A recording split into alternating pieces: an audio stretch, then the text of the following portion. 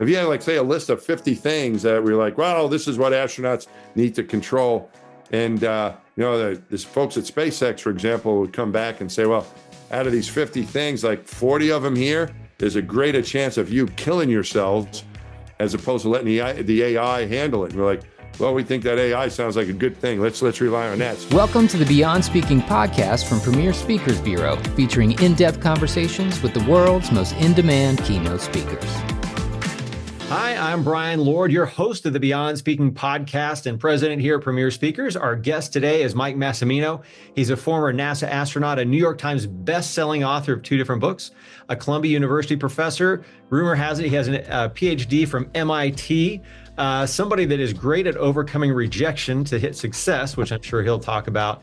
And he's been on 4 spacewalks, has done amazing things for NASA and beyond. So, Mike, thank you so much for coming on and being part of the Beyond Speaking podcast. My pleasure, Brian. So I am curious to know. So your nickname is Mass. Your name is Massimino, but also because you're a pretty big guy. Are you the tallest, biggest astronaut ever? No. No, I am not the world's largest astronaut, what we call the WLA. That was a different guy. My crewmate, Scott Altman, is just a skinch little taller than I am and a little bit bigger than I am. So I'm not the biggest guy. The height limit we had during the shuttle program was 6'4" I'm about 6'3.5". Okay. So there weren't many taller than me. There were some a little bit bulkier, but I'm pretty much at the top end of height for astronauts. Now, was that something was there ever a time where you thought you couldn't go because of that and they changed things? Because I know it was kind of famously, they had a really narrow window of what they could have an astronaut could be. And then you're kind of in the newer breed of astronauts. Yeah, no, the height restrictions they have, the reason they have height restrictions are the size of the spacecraft, or in the case of the space shuttle, the size of the seat. It's just like in high performance aircraft as well. In order for you to be protected for an ejection or a hard landing, your sitting height was usually key to those things. So that's where height would sometimes knock people out. The spaceships were smaller back, in the 1960s with the Mercury, Gemini, and Apollo programs. I know for Apollo, for example, their height limit was 5'11". But when the space shuttle came into existence, it allowed people as short as 4'11" and as tall as 6'4" to be astronauts. Mm-hmm. Great. Well, hopefully they'll keep pressing the boundaries there and get some of those and former NBA players to become astronauts at some point. I guess so. Yeah. I mean, it is.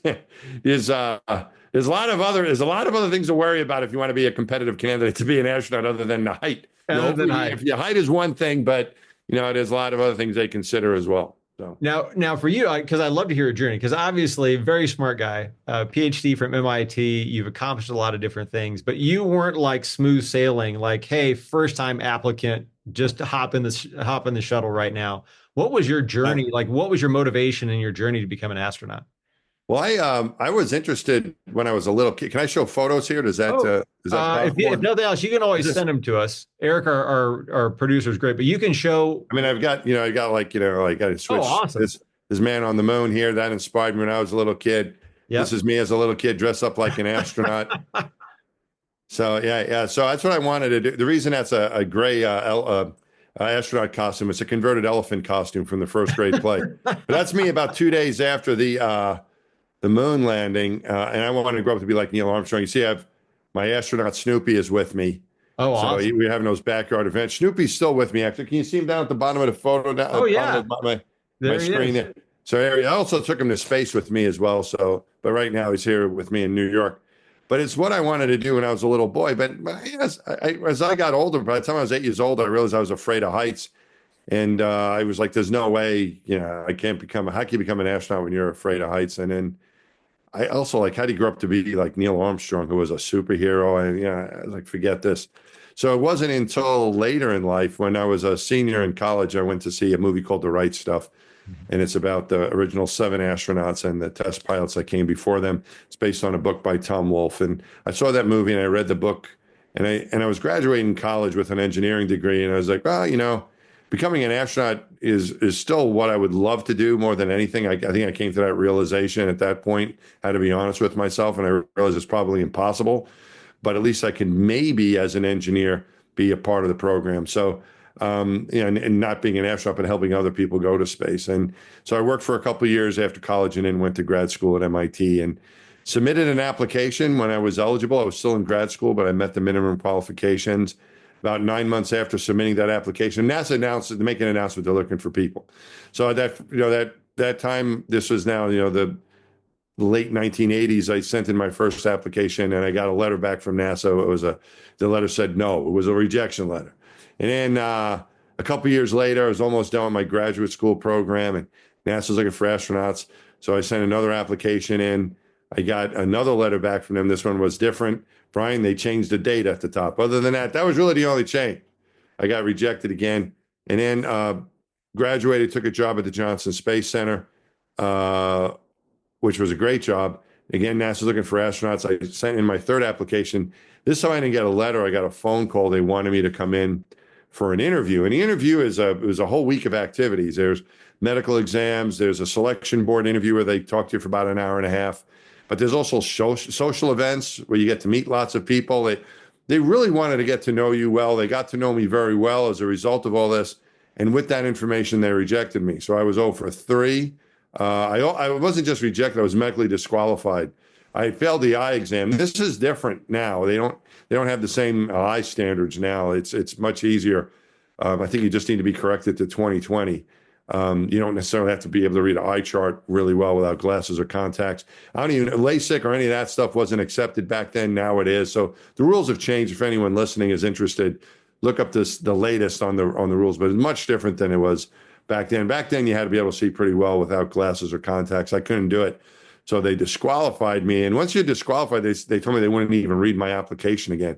And that was kind of disappointing because I think my definition of success now has become not giving up and just trying, because you don't always get the outcome that you want, but at least you can control the effort. But in this case, I couldn't even try again is what they were telling me. So I looked into what might be possible and talked to a lot of people, and there wasn't much, but there was something called vision training, which NASA didn't have a problem with because they didn't think it was going to work, and it didn't structurally affect your eyes like an operation would. So, but it was like a series of exercises that you could do to help improve your ability to read an eye chart. And so I did that and worked with an optometrist who helped me with that, and then I was able to requalify. It didn't give me any guarantees, but allowed me at least to apply again the next time. Yeah. And then I did that and got an interview and passed the eye exam, and then was selected to be in the astronaut class in 1996. This is my astronaut class. I don't know if this works with what you're doing here. Wow, yeah, no, it looks great. I'm the second row from the top, the third guy from the left. Okay. That's me back in 1996. So okay. Yeah, it took a while, but the way I look at it is that as long as you're trying, you're successful, and you never know. The only way you know what the outcome is going to be for things is if you give up. Once you give up, you know what the outcome is going to be. You won't be successful. So as long as there's that chance, I have the title of my second book. The first chapter is entitled "1 out of a Million is Not Zero," and that's what it is. Even if the odds are against you, just try anyway. Give it your best shot. And even if you don't get to that goal, but pursuing that goal, I think other opportunities are put in front of you that could be pretty good outcomes as well. And that's where I was. When I was selected as an astronaut, I had a job. I was working at Georgia Tech as a professor there. And, I'd started my family and things were going pretty well. And I think a lot of that motivation that I had to pursue a PhD and stick to it was to try to become an astronaut. But luckily it worked out too. Not only did I get those other things, but the astronaut job worked out for me. Yeah, that's amazing. So when you actually went in for you've had the 2 rejections, then you go in for the in-person week long. Yeah. Were a whole lot of other candidates there too? Is it just? Oh yeah, no, you're in there. They do it. They still do it this way. It was groups of 20. So there were 19 other people. We had military test pilots and high-performing people with different military jobs. I was a civilian. So a lot of people who had done really well in their civilian life, both in academics and in also working for the government too. We had people who were scientists or engineers or all kinds of occupations. So yeah, it was pretty cool. My first time I didn't get picked. 2 of the other guys out of the 20 got picked, and then my second time around, a bunch of us got picked from my second group to be in the same astronaut class. So yeah, you just got to keep trying. You never know how things are going to work out. And I actually think that that is probably the most important quality an astronaut can have, is not to persist and not give up, because once you get the job, it's not an easy job. It's really a job too. It's not very glamorous that, people might think it's kind of a fun, glamorous show. It's kind of fun. You get to do a lot of cool stuff, but it really is a job where you need to be able to solve problems and deal with failure and things not going well and disappointments, and you have to stick to it. And I really think that that quality is very important for people to be successful in anything they do. But even once you reach that goal, your reward for reaching your goal is more work.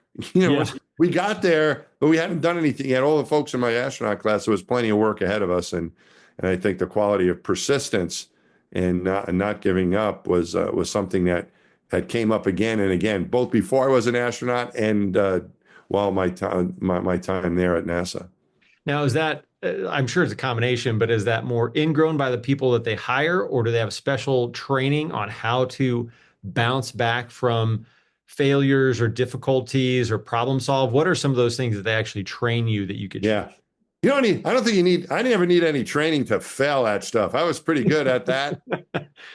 I think one of the things I had to learn, I've spoken to some of my colleagues about this, before, you just talk about what the job was like, that you had to learn how to be able to fail without not destroying the whole thing. In other words, meaning that I was always okay. I always made mistakes, but I wasn't good at how to deal with them. Let me show you a photo. Here's another one.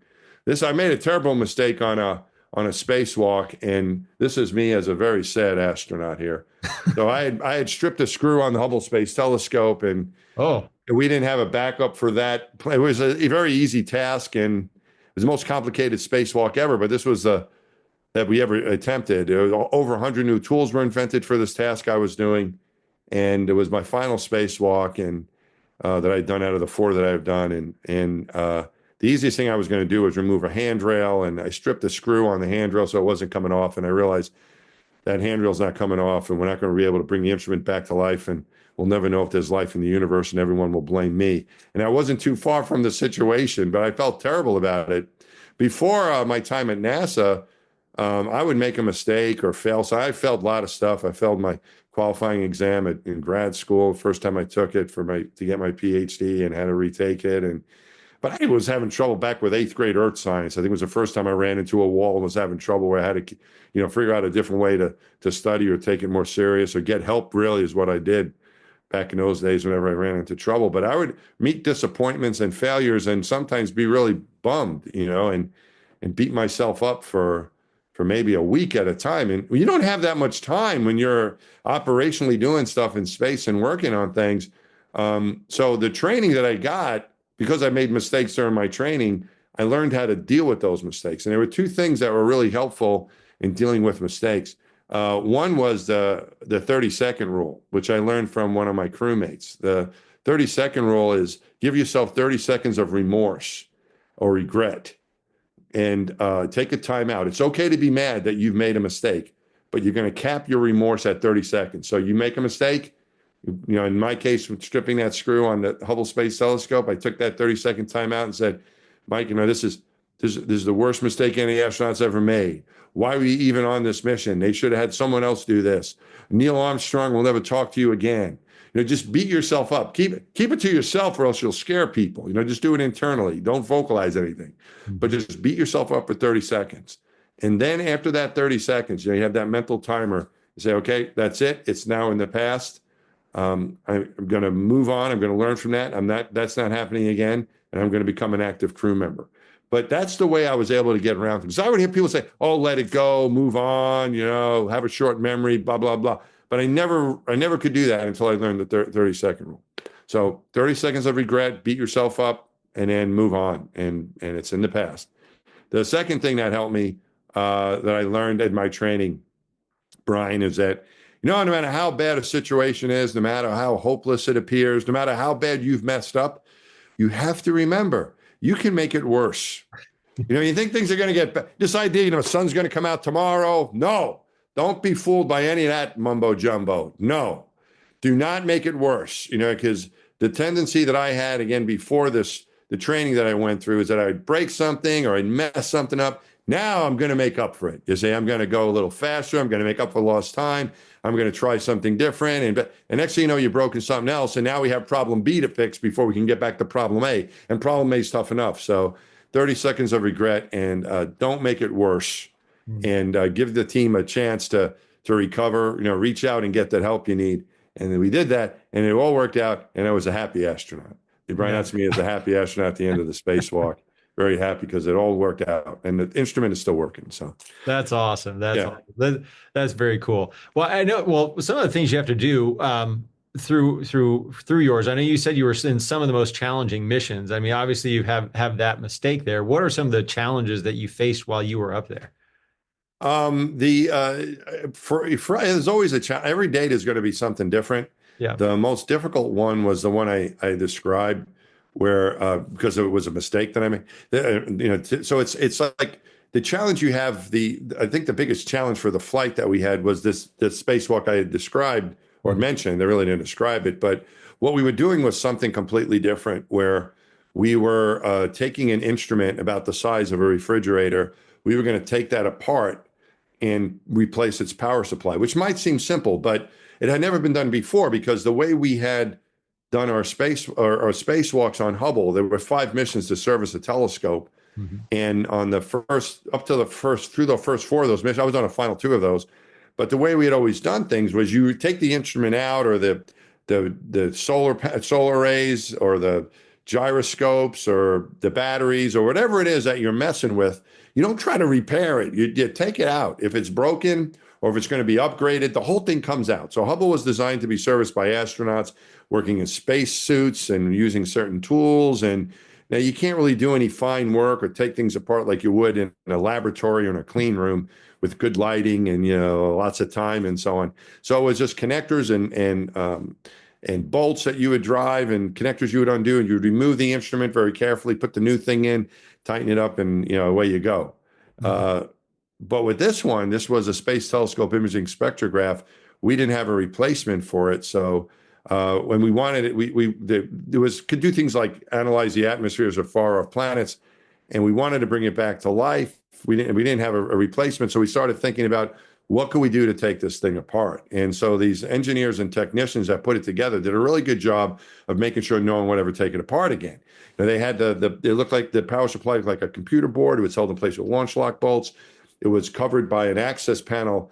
The access panel had 111 small screws in it, each of which had a washer and then glue on the threads to make sure that these screws would never come out. And there was other barriers and things that had to be done. So it was something we didn't think we could do. But the way we handled innovation, let me show you another photo here. A topic I often talk about is innovation and problem solving. And this is us working in the pool. That's me on the left, and my buddy Mike Bueno is on the robot arm there. And if we could even save 1 minute of spacewalking time during one of those training runs in the pool, that was significant. And when we were problem solving and trying to come up with ideas, we would typically do those as a team. And you'd get a diverse group of thinkers together, and you start throwing out ideas and something that you think is impossible. Because at first we thought it would be impossible to take an instrument apart, because these things were put together very solidly and in perfect conditions. And here we're going to take it apart in space, and we can't lose anything at all. And how can we do this? But you get a pretty diverse group of thinkers, and people, some new people too. Sometimes it's the new people that have the great idea. I mean, we were used to doing things a certain way, but we had some new people on our crew and on our team, and they sometimes had the best ideas. A lot of times the new person's ideas aren't good because they don't know, but you never crush an idea. So our general rule was, when we were trying to innovate and problem solve and come up with a better way to do things, is that every idea is welcome. Everyone has a voice, no matter what their experience level is, and no ideas get crushed. So if an idea comes up and it's not a very good one, you need to explain to the new person, well, we can't do that because of this, and this, but keep the ideas coming. Because if you crush an idea, you'll never get the good idea. You hurt someone's feelings, you'd say, it's really stupid or whatever. You're not going to hear from that person again. You're not going to hear from them for a while. So you never wanted to do that. So always encourage new ideas, and then see what we can do. And you start realizing that, well, it's not impossible to do this. It's just really, really hard. And we were able to to meet all those challenges. And then I gave us a bigger one in space where I stripped that screw and we had to kind of go off script to figure out a way to fix that problem. So it's, innovate, get a good plan together, and then be prepared to pivot because something's going to be unexpected. Either the situation, especially in space, you can't really practice and then do the spacewalk. You could practice on the ground, but not on the field. It was kind of like playing I felt like I was going to play in a World Series or a Super Bowl or World Cup or pick your sport, but I couldn't practice on the field ahead of time. We had to do it all through simulation. Because when you show up at the field, you got to be ready to execute the plan. And then there's going to be things there in that field that are a little bit different, that, we didn't expect that to be over here, or I didn't expect that to happen, or boy, I didn't think I could make that mistake. And so you've got to execute the plan, but be ready to pivot. Yeah, and that's one of the things I like too. I know you mentioned diversity of thought is one of the things in addition to problem solving. And I like too the ideas that you talk about of, a lot of times right now companies they're always changing. And and you did that with NASA too. Like what advice you have for someone on how to adapt to organizational change? Yeah. So we had a few things happen while I was there. I showed you the my astronaut class. That group of folks there, we represent not just the United States of America, but there are 8 different countries represented in that astronaut class. And the reason for that, this was 1996. We were going from pretty much a U.S. only program that we went to the moon, the Apollo program back in the 60s and early 70s, and the space shuttle was pretty much paid for by the U.S. taxpayer. There were other countries that contributed. Canada, for example, contributed robotic systems, and other countries helped. But it was primarily a U.S. spacecraft. It had the American flag on it. It was a U.S. spacecraft. But when we were looking at the International Space Station, at first, Space Station Freedom, which was the space station being designed and planned in the 1980s, started hitting some big cost overruns, and they weren't really making progress. And our leadership in our country were getting a little skeptical. And so that program was canceled and replaced with the International Space Program. So it was the international nature, the alliances and the agreements we had between the countries of Europe and Japan, Canada, and also Russia.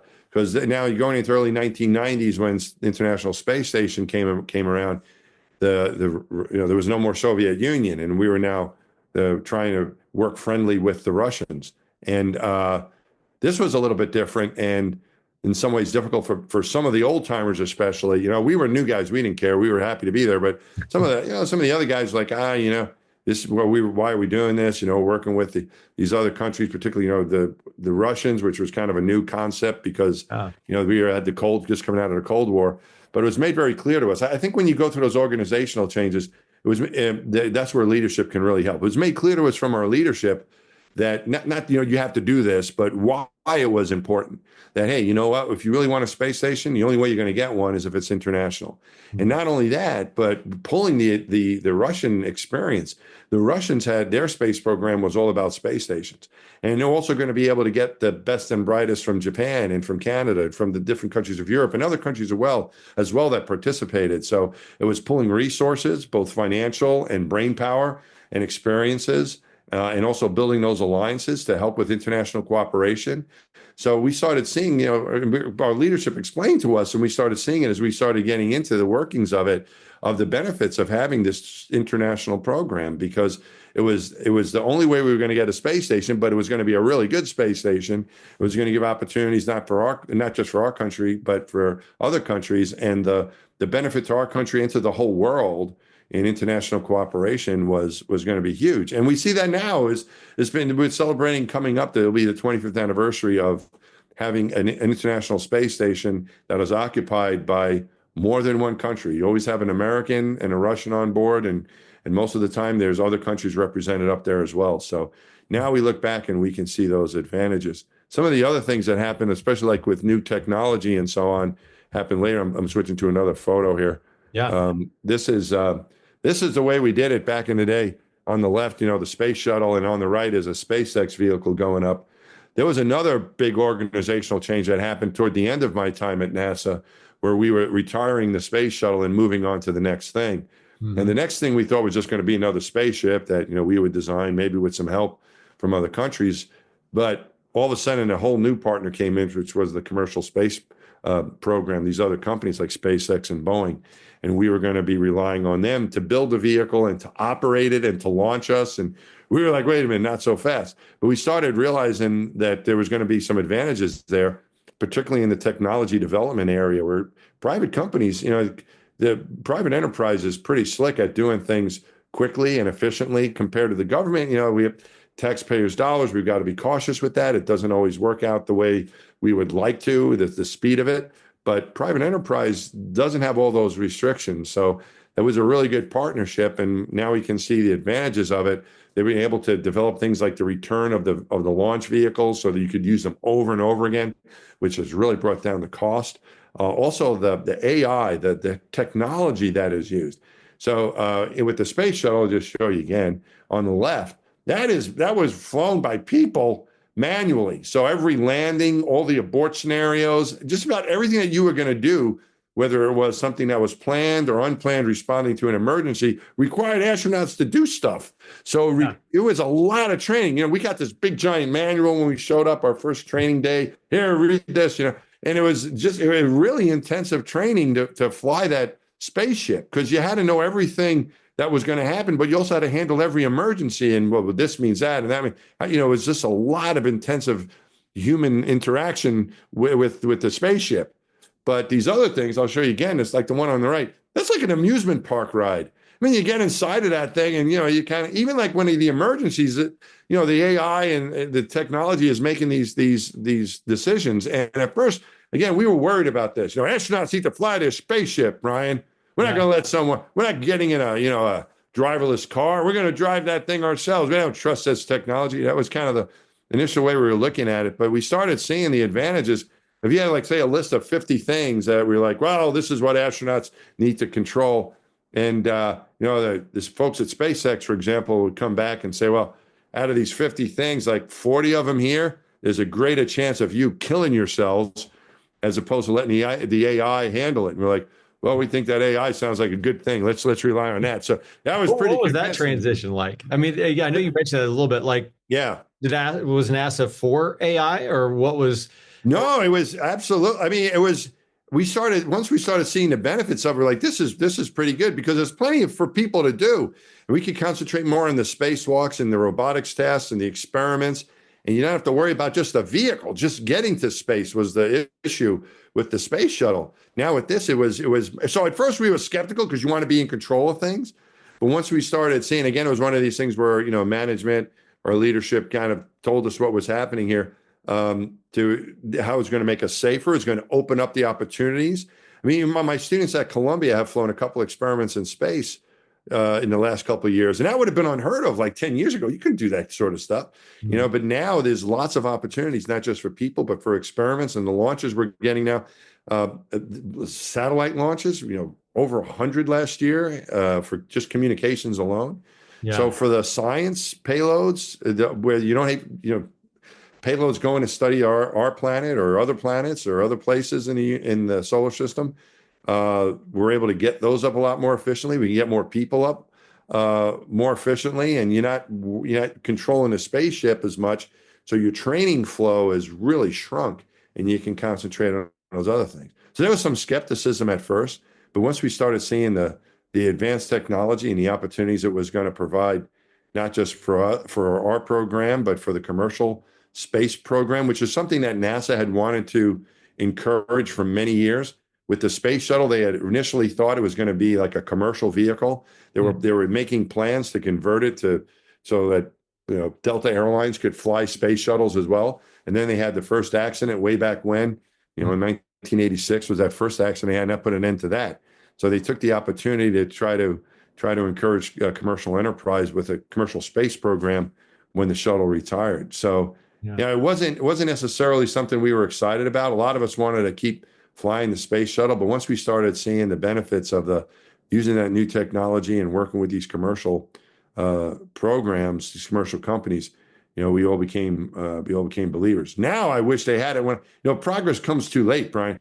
I wish we had this thing because there was so much. I was not a pilot. I'm a private pilot, but I wasn't a professional pilot, and I had to be trained to be like a flight engineer to understand this stuff. And it wasn't my strong suit. I enjoyed it, but I would rather concentrate on the spacewalks and some of these other things. And so, I look back at it and say, oh, I wish we had that spaceship when I was flying, but Yeah. Space shuttle is pretty cool. So I'd say the space shuttle was the coolest. Let's just show you a picture here. It still is the coolest spaceship we've ever had, I think, and probably the coolest one we may ever have. I mean, it was able to launch like a rocket and kept us alive for about 2 weeks at a time doing our work. He'd bring a lot of payload up, a lot back home, landed on a runway. So it was a really cool spaceship. I shouldn't say I was disappointed in it. It would be cool to have a space shuttle, maybe a little more automated. That would have been all right to cut down some of the workload. But it was a really cool spaceship. So I'm curious, when you go up there, are you like, where do you bunk? Do you sleep when you're taking your breaks and stuff? Are you on the shuttle? Are you in the space station, or what are you doing when you're up there? Well, if it depended on the mission. For the space shuttle, on our missions, we were going to the Hubble, so we didn't dock with the that's right. You're at the Hubble. You weren't at the space But station. even if you went to the space station, typically the shuttle crew would sleep on the shuttle. Mm-hmm. Occasionally, you might get a night just for fun over the space station, sleeping in the hallway, more or less, or something. But the way it was on the shuttle, it was like a slumber party. So you had set up because you had the mid deck and a flight. You had two rooms basically. Not too large, but not too small. You can float around them. So you would set up your sleeping bag and attach it to different spots on the spaceship. I for a couple of nights I slept on the ceiling because I'm like, how often can you do that? You're just floating around. So I slept on a ceiling a couple of nights just for the heck of it. But you would just set up your sleeping bag every night, and then you'd roll it up in the morning and brush your teeth and get ready for your day. On the space station, it's a bit different. They have crew quarters, which are it's like a closet that you get to sleep in, but it gives you your own room and your sleeping bag and all your stuff's in there. So it's a little more private, and you're there for a long period of time. Yeah. Typically those missions are about 6 months or so. So yeah. Very interesting. So one last question to wind things up here. Sure. So I'm curious to know what you are most excited about. Is it in the future for space in general? Is it going to Mars? Is it space station things? Is it space tourism? What are you most excited about from your standpoint, from your background? I'm most excited about us going back to the moon and setting up a place to live there. That's what inspired me as a little kid, going to the moon, where they were collecting rocks and they came back and there were 6 landings. There were more than that. There was other orbital missions. We had Apollo 13 that didn't quite make it, but only 12 people have walked on the moon. And that happened a long time ago, right? The youngest guy to walk on the moon is Charlie Duke, and I think he's almost 90 years old now, right? So a lot of those guys are gone. Neil Armstrong died about 10 years ago. We've lost a lot of these people that were involved because it's been a long time. Mm-hmm. And I think that's okay that it's been a long time, because when they went back it was a different objective when they did it back in the late 60s and early 70s. It was to get to the moon, land, do some amazing work, which is what they did, and bring back a lot of rock samples. It was incredible what they did. I think it's the greatest achievement ever. That the whole world, not just the U.S. was there mainly our tax dollar, but we were attracting help from all over the planet. It was just amazing the way it brought together the best minds available to do this program. And I think that going to another planetary surface and learn how we've been in it, like I said earlier, we've been flying people on a space station now continuously. We've had people up there changing out the crews every so often for 25 years nearly. But that's floating around, and that's near Earth orbit. When you get out to the moon, you're a lot further away. You can't easily come back. You're going to be there for a while. How do you deal with rocks and dust and a huge radiation? How do you find water? How do you live there? I think that's truly living off the planet on another planetary surface. And I think that's a great stepping stone to then go to other places like Mars. Yeah. But I think Mars is, I think that's a little bit further, maybe a lot further in the future. But I think we can actually speed that process up by going to the moon and settling there. So I think that's going to be really cool, going to another planetary surface, which I think would start most likely is going to be the moon, and we have plans to do that. So I'm probably most excited about that. I'm excited about a lot of other stuff too, but what I'm most excited about is getting people back on the moon, but this time to stay. That's one of my earliest memories as a little kid was that. With those missions where they were first going to the moon. I think at this point in my life, I'd like to be able to witness us getting back there again after all these years. That's great. Well, Mike, thank you so much for taking the time to be on here and talking about so many great things with adapting to change and AI and those amazing stories that you have there, for sharing those and for being guest here on the Beyond Speaking podcast. Thanks, Brian.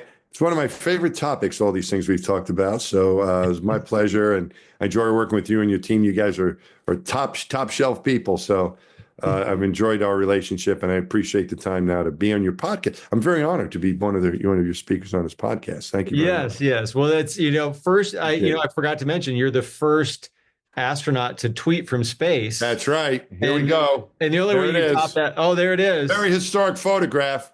Take that, Neil Armstrong. Yep. He never did that. Not only that, it gave me some street credit. We were up visiting some of our kids up at this past weekend. Up in Boston, and they're in college, and one of the roommates said, when they were talking about someone else who was made fun of on Saturday Night Live and wasn't happy with it, and there's you've made it when you're made fun of on Saturday Night Live. Well, that's what the first tweet from space did for me. I got made fun of on Saturday Night Live for my tweet because I didn't really spend much time thinking about it. I got some advice from Neil Armstrong that when I asked him when he thought about what he said on the moon, and he said he didn't think about it until after he landed on the moon. Don't worry about that stuff. So that ended up being some pretty bad advice, because when I got to send the first tweet, I didn't know what to say, and I just put launch was awesome, an adventure of a lifetime has begun, or something like that. And then I got made fun of on Saturday Night Live. During Weekend Update, Seth Meyers said, "We have the first tweet from space, and here it is. I was still in space when this was happening. I didn't know this was going on." Yeah. But he says, because I sent the first tweet on Monday, and on Saturday this happened. He says, "We have the first tweet from space, and here it is. Launch was awesome." And we're going to say, in 25 years, we've gone from, it was 40 years. Wait a minute. It was 40 years. So he said, in 40 years, we've gone from one giant leap for mankind, which is what Neil Armstrong said. We've gone from one giant leap for mankind to launch was awesome. And he let that settle. And then he goes, "I assume if we ever find life in the universe, this is how we'll be notified." And it shows my little Twitter thing. And it says, "Geez, dudes, aliens." Like that's how we would report. But I didn't know this was going on. And the last spacewalk we had on that mission was a Monday, and I got email from my kids, who were at that time, they were the two older ones. They were 13 and 15. They were 13 and 15, and so they sent me some email. That's how I found out about this. And they're like, "Dad, you'll never guess. They made fun of you on Saturday Night Live. All the kids at school loved it. Keep up the great work." That kind of finally got a little street cred out of it. So, I don't think the tweet was really that great, but getting made fun of, and my kids finally giving me a little credit for being an astronaut. That was pretty good. Yeah, it's good that you finally made it. That's awesome. Yeah, that's what matters to kids. They don't care about the astronaut thing. That's right. They're like, yeah. They're happy about that SNL thing.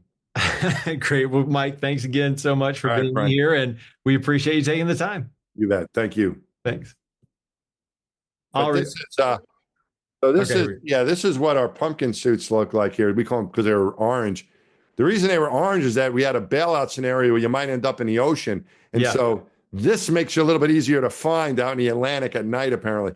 But one of my crewmates, I won't tell you who, we took our official crew photo in those flight suits, right? Yeah. And one of the guys said, "My butt looks kind of big," because it was kind of puffy. These suits are kind of puffy. And when you're kind of sideways, but it's like it's a spacesuit.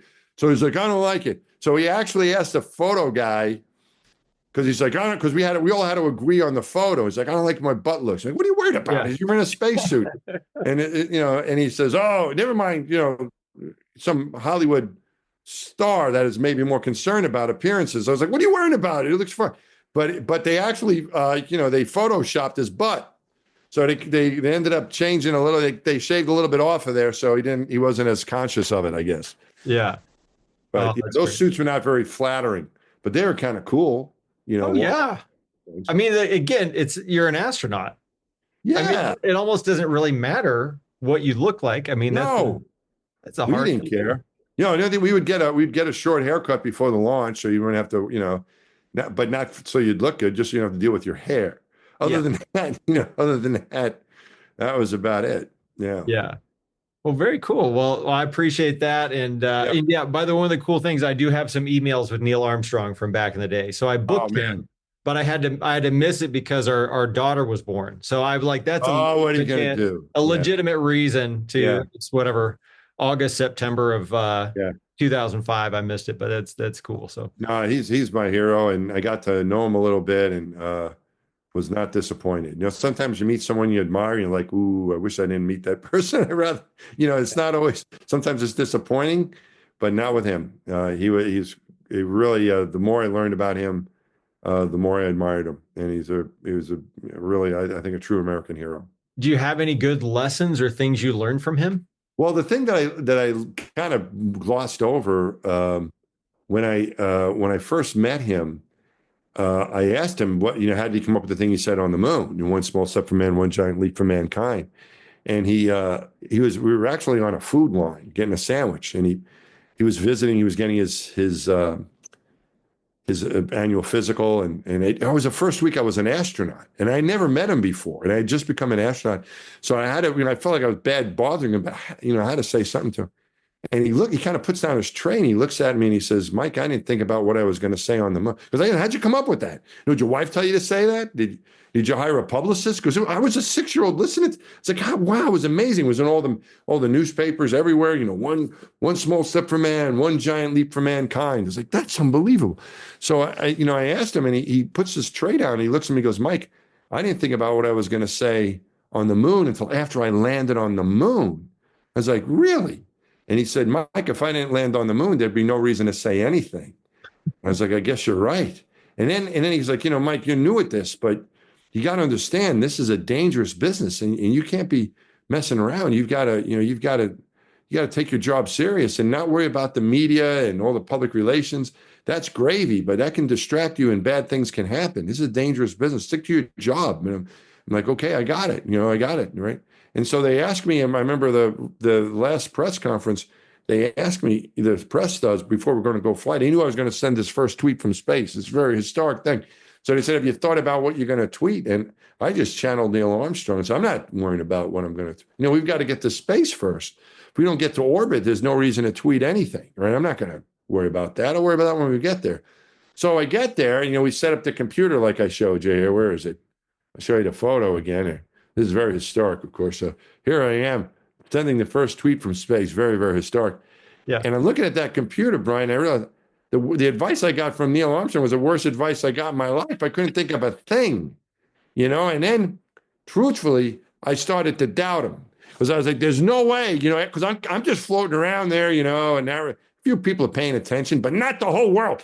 This guy, everyone was listening. One of the things that they discovered was that it wasn't seen as they didn't know this. There was a lot of controversies of worth the money, going to the moon, blah, blah, blah. But once they did it, the whole world kind of unified. Mm-hmm. And the whole world saw it as a human achievement. It wasn't like the Americans did it. It was like we did it. And I don't think we ever had anything like that before. And I don't know if we'll ever get there again. It was just something that those guys were amazed, the astronauts, when they went around to different places around the world, of how amazed everyone it was about this, that it was really a great human accomplishment. So the whole world's listening to what he's going to say, and he comes up with that. I mean, everywhere. The Russians were listening, and China, everybody is, a whole world, everyone's listening to what he's going to say. And he comes up with that, right? So I'm saying to myself, he lied to me. I'm thinking as I'm looking at that computer, there's no way he came up with that out on the moon. You know what I wanted to tweet, Brian? I wanted to tweet, "Curse you, Neil Armstrong." But I would have got chewed out. So I couldn't do that. So I just wrote what I told you. And then I got made fun of on Saturday Night Live. And, that's that story. But after Neil passed, I think it was in 2012 or so when he passed away. And 2019, when it was the 50th anniversary of Apollo, there was a lot of shows on about, the 50th anniversary of the landing, and they're interviewing his family. So his brother gets on there, right? So his brother's on one of these, specials on one of the TV shows or whatever, and one of these documentaries. And he says, "Oh, I was playing Monopoly with Neil before he went to the moon." And he passes me a little note, and I opened it up, and it said, "One small step for man, one giant leap for mankind. And he said, what do you think of that? And I said, I think that's pretty good, Neil. And I'm like, good, see, there. And he was like, I knew it. So I've become friends with Rick and Mark, his two sons. And I was at an event maybe like a week after seeing this thing. They were here in New York City, and we were at this event together. I was like, let me ask you guys something. I saw your uncle say, your father, I told him the story. Your father told me this. And then your uncle says that. And they go, oh, Uncle Bill, whatever his name was. They go, oh, don't pay attention, Uncle Bill said. He was always making stuff up, trying to act like, because, no, don't pay attention to that. And then one of the boys, I can't remember which one it was, turns to me and he says, Mike, if that's what Dad told you, that was the truth. And I believe that to be the absolute truth. I think he did have a poet in him. I think he did give me some great advice about sticking to your job. I think that's what he was all about. He wasn't about trying to get the glory. He was actually embarrassed, I think, in some ways, that he was the first guy. He was honored to do it, but he was all about the mission. And so I think it was a great lesson that he passed on to me. And he did think, I was 100% true that he thought about that on the moon in my book. I think what he told me was the truth. And I think he was worried about the mission, and he was inspired to write something, to say something profound like he did once he got there in the moment. So, I think he was an amazing hero. He could have capitalized and benefited and profited from what he did. And instead he became a math professor at the University of Cincinnati and did things to try to inspire more people, and never took advantage, I guess, in that way. Like I think most of us would, right? If we had that opportunity. So he was just I think a true American hero in every sense of the word. Yeah. And that's what just from my small sample size of working with him, like one of the reasons why he took the event that I booked him for is because he was a surprise guest. Like he decided they weren't, because I read somewhere that he didn't want schools named after him. He didn't want all this stuff. And so it was a surprise one. So he said yes. So that was kind of the amazing thing. In fact, it's funny you mention that, Brian. This is good because it's connecting another story with him. When he came to speak to our astronaut class that first week that we met him, he spoke to our whole class. The exchange I had with him was like the next day, but he insisted that it was only the new astronauts. He didn't want any announcement. He didn't even want other astronauts there. It's like, only the new astronauts. I don't want any announcement. I don't want any flyers, no fanfare. I just want to speak to those new people. And that was it. He didn't want any. It was, the patch, the Apollo 11 patch, there are no names. My space patches are back here, right? Yeah. Those are my missions. And you bet my name is on those patches, right? With all my other, there's only two missions that didn't have the names on the patch. One was Apollo 13, Jim Lovell and that crew, and Apollo 11 did not have their names on it. And Apollo 11 did not put it's only the Eagle landing. It says Apollo 11, it's the Eagle landing on the moon with an olive branch. And they did that because they didn't see it as an individual accomplishment by the astronauts. They saw it as a huge team effort, and they only played a small role in it. That's the way they saw that. So all of his friends, the other thing that was interesting, all of his friends like Lovell and John Young and Alan Bean and all those guys that would come and speak to us, when they spoke about Neil, they all said he was the right guy to be the first guy on the moon. They would have loved to have had that opportunity, but if they had to pick somebody, that was the right guy. Both from the technical flying skills he had, but also the personality he had to handle that fame that was going to come along with it. So, they don't make him like that anymore, right? I don't know if they ever made him another one like him. He's really a unique person. Oh, that's great. Well, thanks for that story. That's awesome. Thank you. You bet, Brian. My pleasure. All right, cool. Well, I will let you get back to doing whatever you're doing. Thanks so much for doing this. We'll release it probably within the next couple of weeks or so. Yeah. And if you send me whatever you want to tag me or whatever. Yeah. Yeah, we'll definitely share it. We'd love for you to share it too. Maybe tweet going on Brian's show was awesome. No, I'm kidding. The show was awesome. The show was awesome. Yeah. That's awesome. That's great. All right, Brian. Thanks again. Thank you for joining us for the Beyond Speaking podcast. To learn more about today's guest, visit premierspeakers.com. Make sure to subscribe and leave a review wherever you listen.